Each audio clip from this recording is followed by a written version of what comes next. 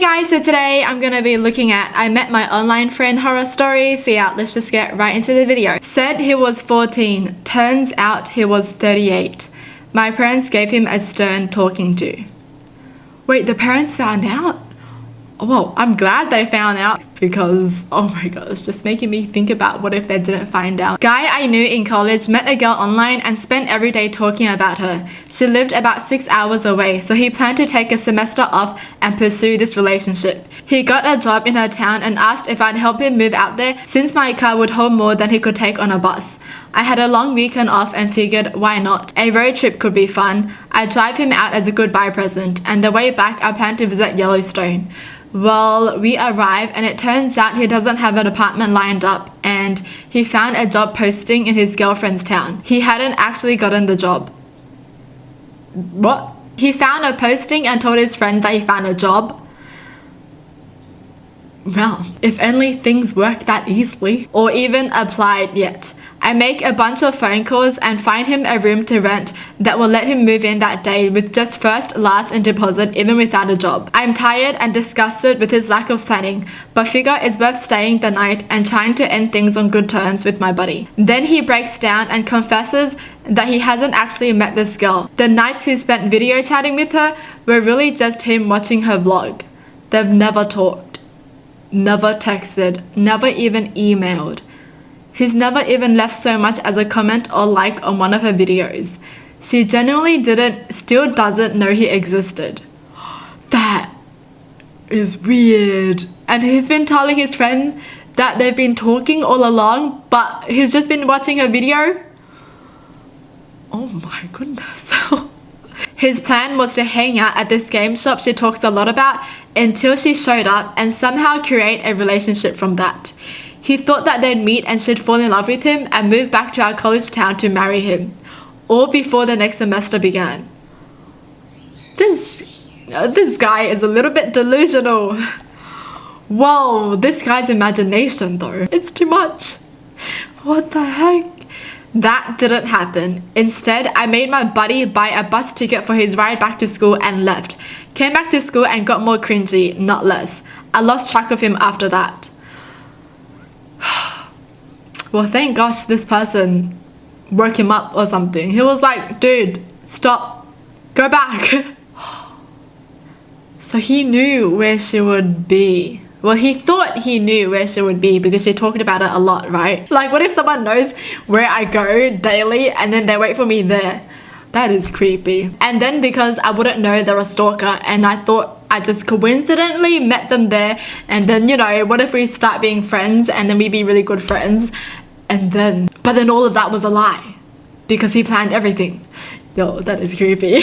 I made friends with this guy. He was friends with a bunch of us from my dorm, mostly females, which should probably have been a red flag, but I was extremely naive at the time. A couple months in, he mentioned he was coming to our state for a wedding and asked if he could come by to our college to meet everyone. It was agreed he'd sleep in my dorm room since my roommate was almost never around. Now, there was no discussion or thought of sex, but I was pretty excited to meet this guy and see if he was as funny and charming as he was online.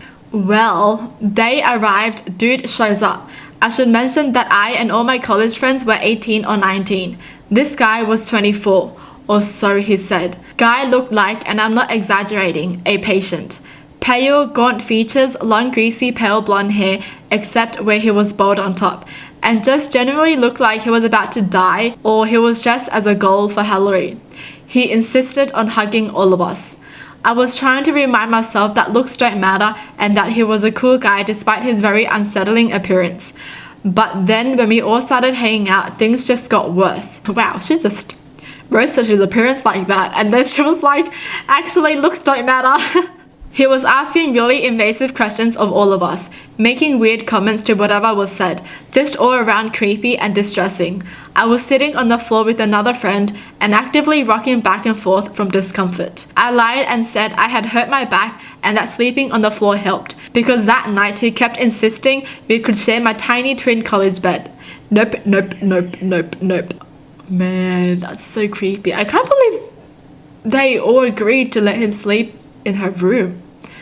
You know, that's a bit weird. Especially meeting someone for the first time. I mean, I get that they've been talking online, But still, that's just weird. Did they actually fall asleep? Because if that was me, I think I'll be awake all night. I would be so paranoid. I'll just be, just be very aware of my surroundings. This is why you should always be careful when you meet anyone online or in real life. That's the thing I hate saying, to be careful when meeting someone online, because at the same time, people that you meet in real life were once strangers to you too. So I don't really know how to differentiate, where do you draw the line of when someone is dangerous, because someone you meet in real life could be dangerous too, but you just don't know. And someone you can meet online could also be dangerous too. Oh, it's so weird. Okay, whatever. Maybe it's because when someone's online, they can say anything they want and lie about the age and everything. That could be it. Yeah. And what's creepier is that I feel like you could trust an online friend so much more, because I guess if you talk to them every day, you tell them everything, and sometimes you tend to tell your online friends more things than you would tell your real life friends, because I guess you don't know that online friend and you just start to ramble away because it's someone that you don't know and you know that they won't judge you. So you tend to open up more to your online friend, and I guess as time goes on you feel like you trust them more and more because you've been telling them so many things. So maybe that's why people can make mistakes sometimes. This is why you shouldn't be too overly trusting. I played a game for years with a pretty regular group, got to know them offline, and at one point two of them, a couple, invited me to move across the country. At the time, I didn't have anything tying me to where I was, so I packed up and moved. Got here, moved in with my friends, and everything seemed okay. My buddy was a long haul driver, so he was always gone for days at a time. His girl would try to set me up multiple times with two of her friends at the same time. I ended up having a hard time finding work for a while. Finally got a job though, and was putting some money away while helping watch their kids. Out of nowhere, one day my buddy accuses me of trying to fool around with his girl. Nothing had ever happened, but I had noticed her spending more and more time in my room when he wasn't there. I knew his history and previous relationship had ended after she cheated with a friend of his. He wouldn't listen, so I got kicked out without any warning, and they stole about $1,000 worth of my stuff and later moved. Ultimately, it all worked out for me. Cut the friend and his girl out of my life completely and moved on. Now I have a good job here, wife and kids. Whoa, I just can't believe they moved though, with two people that they've never met before. That's crazy. I wouldn't have been able to do that, honestly. We were friends online for years. We'd meet up every so often, and when we started families, we'd meet up and take the kids to the zoos or whatever. She wanted us to go on a cruise together with our husbands and kids. I made the comment towards the effect of, we can't afford that, and she went nuts. We shouldn't have had kids if we can't afford them. We shouldn't have more children.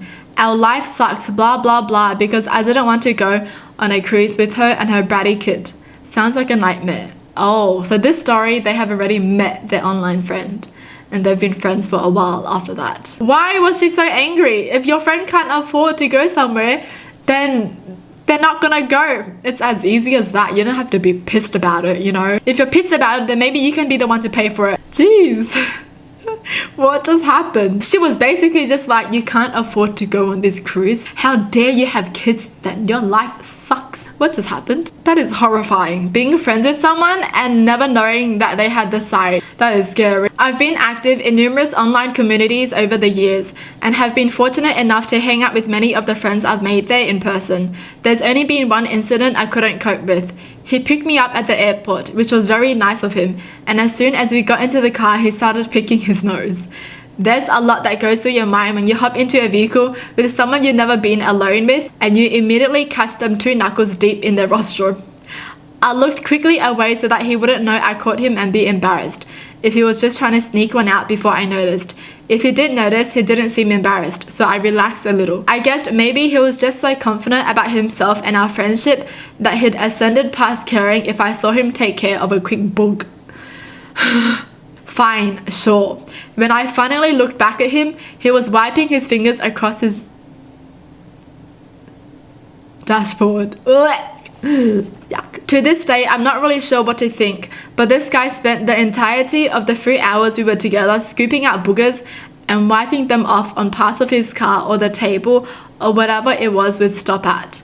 I realized I was being transported in a rolling booger shine and that there was nothing I could touch without needing to wash my hands. I was sitting on a crust of fossilized booger stuff. I had to be. Ugh. I didn't want to hurt his feelings. He was a nice dude, but I wound up olling out of our visit early because I couldn't handle it. I don't consider myself a clean freak, but as wiping started to stack, it was all I could do to not throw open the passenger door and roll myself out into traffic to escape. I still wonder if I should have done or said anything to save him some grief in the future, but I didn't feel like it was my place, you know. What do you even say? I don't think you could really say anything, honestly. Like, without being rude. Obviously you can say something, but then it's gonna turn out to be rude. And it just might hurt their feelings, so I don't know. Just stay quiet. That's so odd though. Like, what? He didn't even care. What kind of person? I mean, I feel like if you were picking your nose and someone caught you doing it, you would at least be like a little bit embarrassed, right? Or like, you wouldn't even do it in the presence of someone. This is weird. What did I just read? He didn't even care at all. Well, that's it for the video. Hope you guys enjoyed. Tell me in the comments down below what your thoughts are. And as always, thanks for watching. Hope you guys liked it. And I'll see you guys next time. Bye!